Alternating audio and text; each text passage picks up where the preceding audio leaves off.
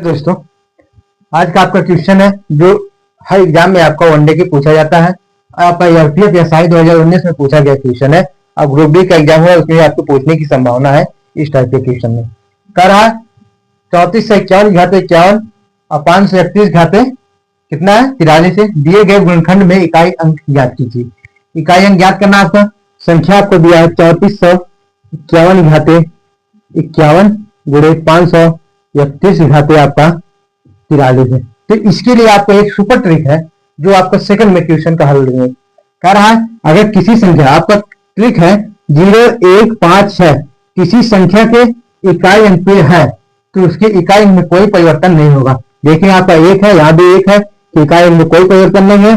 तो 1 गुणे 1 हम कर देंगे तो हमारा कितना आ जाएगा 1 आ जाएगा, जो ऑप्शन सी है। क्वेश्चन समझ जाए तो लाइक या सब्सक्राइब कीजिए। धन्यवाद दोस्तों।